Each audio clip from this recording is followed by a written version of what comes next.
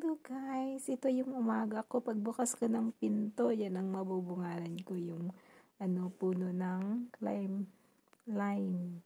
Ayun, ang dami-daming bulaklak, nakakatuwa. Tapos nag-aantay na kami ng taxi. Habang nag-aantay kami, picture muna dito sa Ayan, ang ganda ng mga flower. Ayan. Pupunta kami sa salon nito, taxi lang kami kasi wala kami driver. Kaya ayan, si Lola gustong magpa-shampoo. Kaya nagka-taxi na lang kami. Iwanan ko na nga dito yung aking Lola, nagpapaganda. Ayan, nandyan siya sa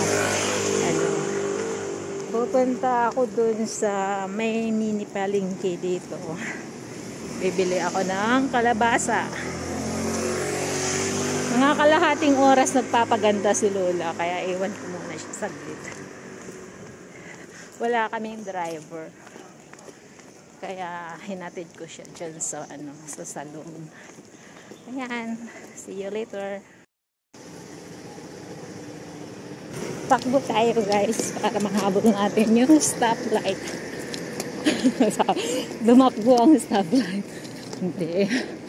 Kasi kaysa naman mag-antay tayo ng matagal, diba? Sayang ang oras. Ito nga pala, dito ako minsan bumibili ng damit.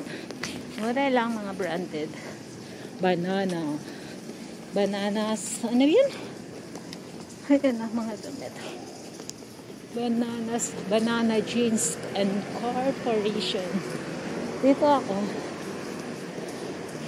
bibili ng may dyan, bilihan ng mga gulay, meron ding karne, kaya double purpose yung pagsama ko kay Lola.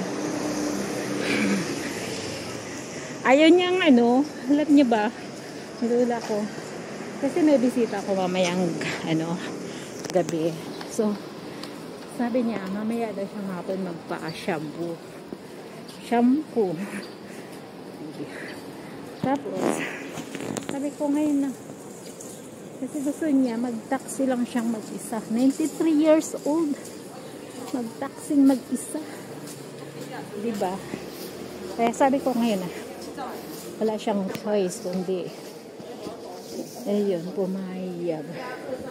May mga ito kalabasa, may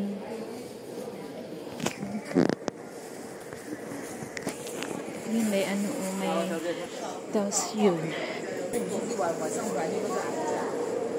maganda yung kalabasa na to.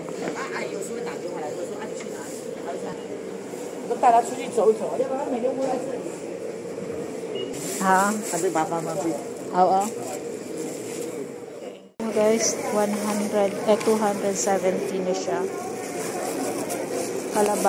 Kalabasa at saka kangkong. 50 bukos. Okay, thank you. Yan. Dito pala pwedeng bumili ng telephone load. Diyan na tindahan.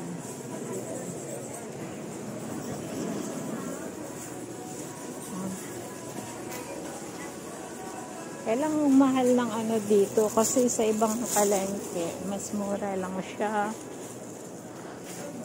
Dito mas mahal siya.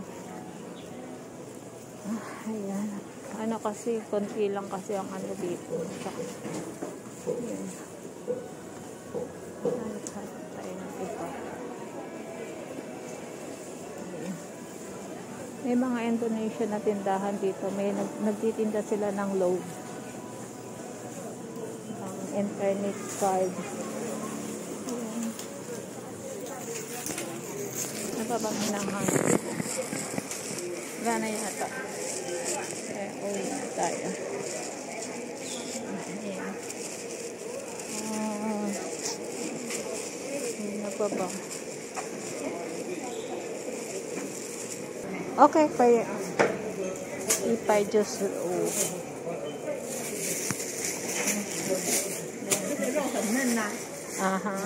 okay. Iko yung 2岁快乐。Okay, thank you.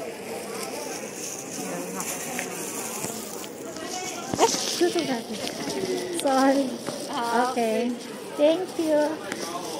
Nakalimutan ko yung aking sukli. Ayun guys. Ayun guys. Tapos na tayo. Ito, pwede ka bumili ng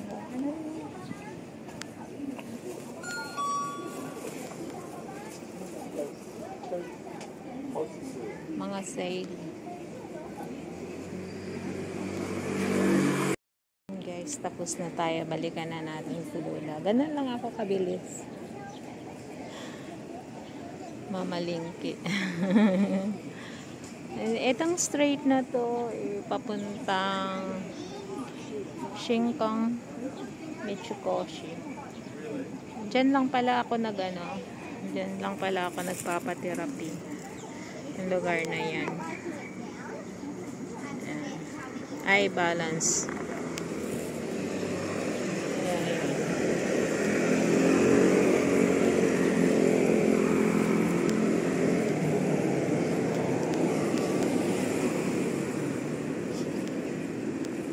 Medyo okay na yung ating mga paa. Pero kailangan pa rin magpa-therapy ulit. Yan.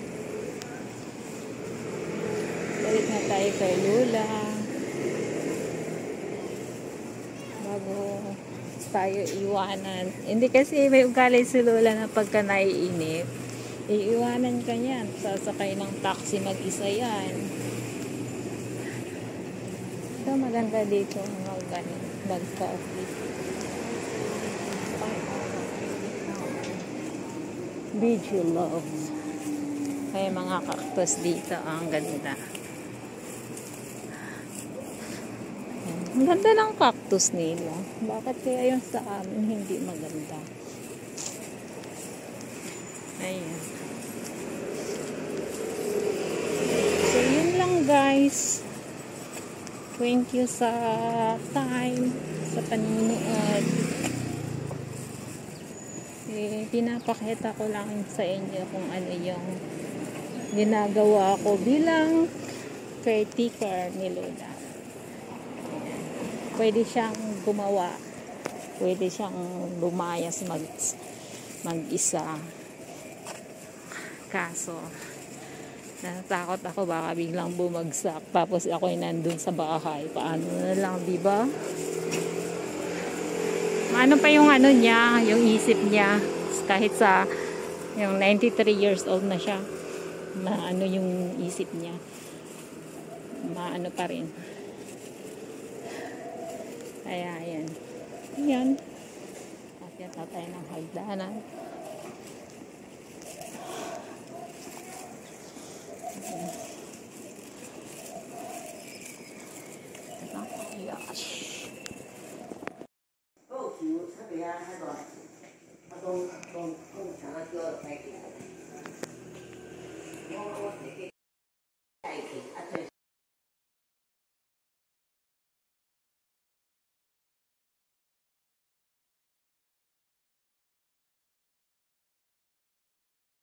Ayan guys, pauwi na kami.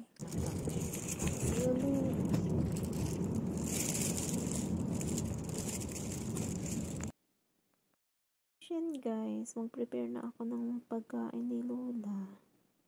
Ayan, binigyan ko siya ng 2 kutsarang kanin, isang rice bowl na sabaw, 2 hiwa ng isda, 3 kutsarang vegetable. Yan lang guys ang pagkain ni Lola para sa kanyang lunch. Ayan naman sa akin. Ang binigay ko kay Lola, hindi ko nilagyan ng sauce. Kaya ito lang sa akin. Sesame, honey, like that. Diba? Si Lola kasi napakasimple lang. Kasi lang pwede na sa kanya. Kaya yan. Yan ang ating fish fillet. na may lime at saka honey. Lemon honey. Fish fillet.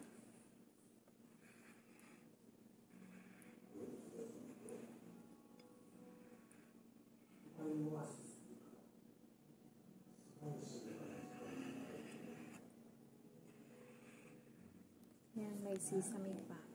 Ay, yummy.